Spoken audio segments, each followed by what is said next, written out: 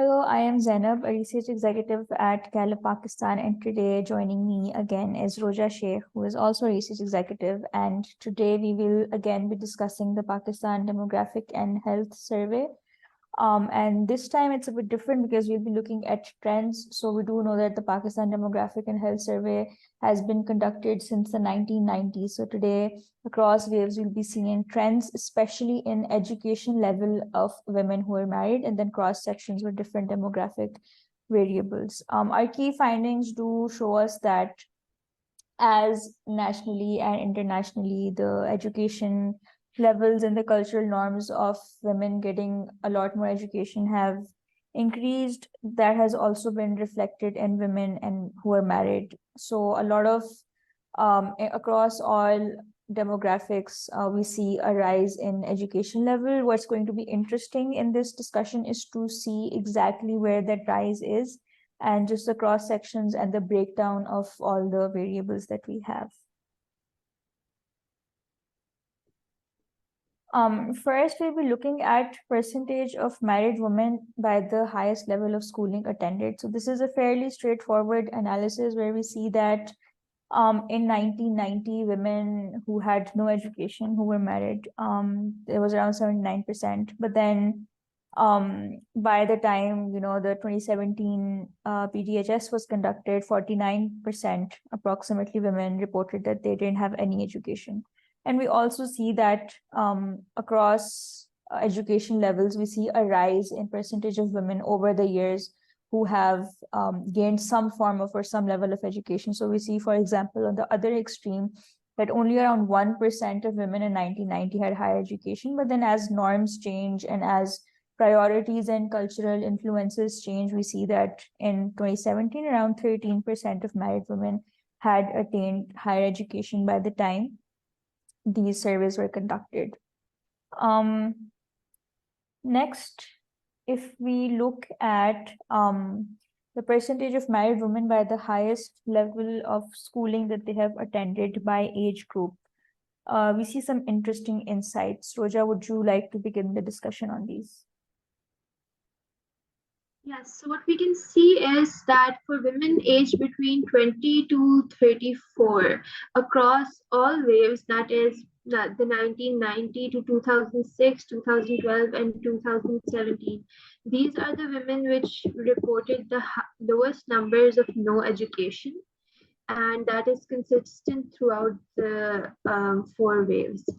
The other interesting finding, though, that leads with our previous point, that overall education attainment has increased and the proportion of women who report having no education has also decreased, is that when we look at the numbers in 2017 to 18, the age group of women reporting the highest level of no education is 65% of 45 to 49%, Yeah. 45 to 9 aged. Yeah. This number, however, is still lower than the lowest number reported in the 1990 wave, which is 75% of women in the 20 to 24-year-old age. So we see overall across ages, there has been an effort made and positive change observed in terms of education of women. Yeah, definitely. I think that is a very insightful analysis because sure, it does show us that education has increased for everyone generally, but it also shows us who is getting the biggest share of the impact that we're seeing in educational reforms and cultural reforms. And I also think that among 15 to 19-year-olds, if it's a married 15-year-old, we can there's a lot of cultural factors in play here as well that can maybe lead to her not having a lot of education. But then we see that with age, especially women who are getting married in their middle adult years, we see that a lot of them are getting a lot more education over the years. And I think it also ties in with our discussion in the previous series about autonomy in marriage and how we saw that this similar age group has reported that they have a lot more autonomy in who they marry. And I feel like this might be a factor that is coming into play when we're also talking about level of education for these age groups. like intuitively, it's also understandable that a 15-year-old may not have attained higher education, given that by that age, the maximum level of education you may have attained may be middle or secondary. So we have to keep these factors into consideration when like reading through this data as well. Yeah, that is again like a very good point that you've raised. Again, next, if we look at bioresidents and if we look at married women and their education levels across urban and rural regions, in the editions of PDHS from 1990 to 2017 and 18, again, we see that across urban and rural areas, there has been a decline in women who have no education. But then also we see that in urban areas, women with no education in the 1990s was already very few to begin with. There were 55%. It's still more than half, but compared to the 90% of the rural, it doesn't seem as heavy. But then in 2017, we see that that is almost halved to 28%. And then in the rural regions, we do see that it's come down from 90% to 62%. But something that is interesting to me is that also the percentage of women who have higher education and how that has changed over the years. So if we look at urban areas in 1990, we see that 4% of women claim to have attained higher education, but then that is increased to 24%, which is by a factor of 6, I think, over around 30 years. But then if we look at rural regions, we see that it has only increased from 0%, which is none of the women interviewed in 1990, to around 7%. So there is still an imbalance when it comes to like how higher of an attainment of education there is. Sure, when you have 90% of women who don't have any education, the best you can hope for is they might move to primary education or secondary education. But now I feel like we're in a time where we want to push women and encourage women to maybe move upwards in education levels as well. But one thing, while I'm saying this, one thing that comes to my mind is that maybe in rural areas, the opportunities to gain higher education, because they're so low in Pakistan, I think that when women move to the cities, they have to move to the cities or relocate to larger urban areas to gain higher education, which is why maybe that is not being reflected in the data from the rural regions, because then those women essentially become a part of the urban settlements when they move from maybe a village to a town or a city to gain education that is higher than maybe primary or secondary level. So again, these bifurcations of rural and urban and women who are achieving education do need to be taken with a grain of salt, because and also it also shows how the level of providence of higher education facilities in our urban and rural areas, and how there's still an imbalance there.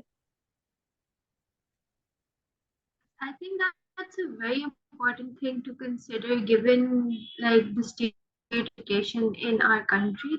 And it's also important to notice when we're talking about trends and we're talking about an increase by a factor. Okay, the 55 to 28% decrease in no education among urban women that we see here is a decrease of 27%.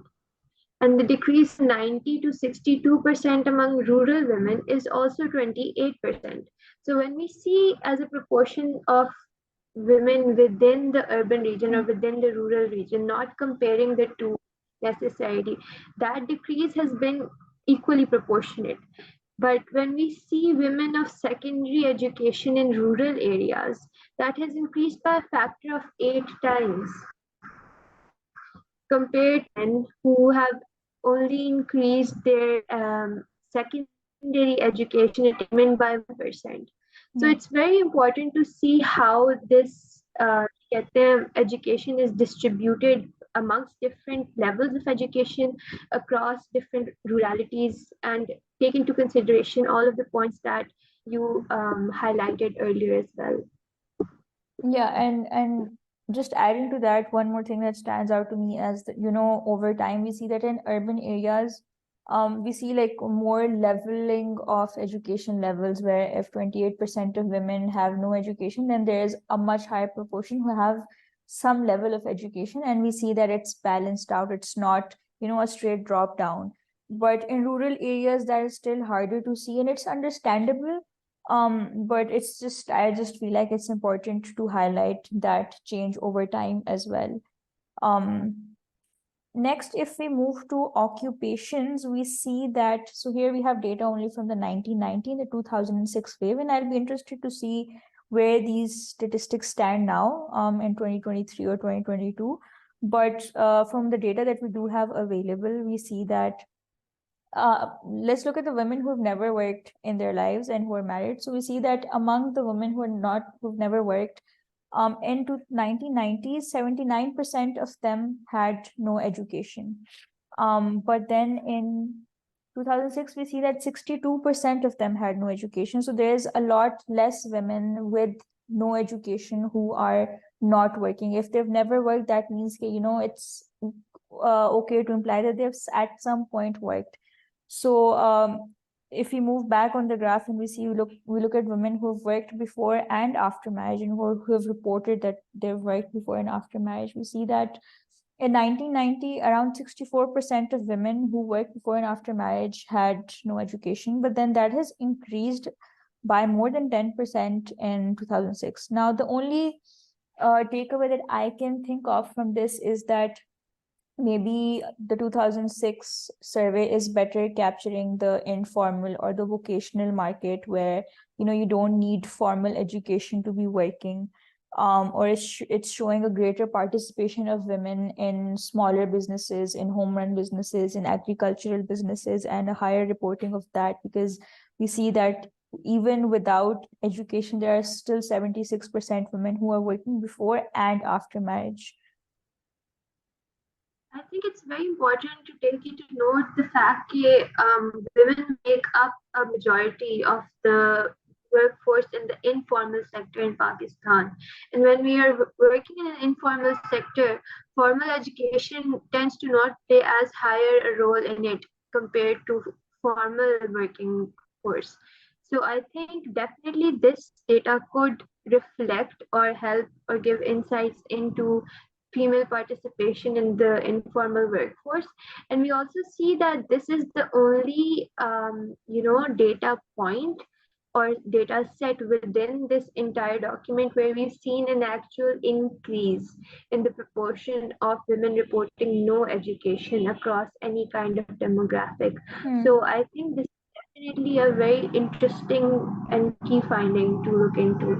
Yeah, and it also opens up a lot of avenues for further research into just the composition of the labor market itself, and how women are playing a part in that, and where they're making a difference or have higher numbers. And I'd be very interested to see maybe like a study or a survey similar to this specifically on that.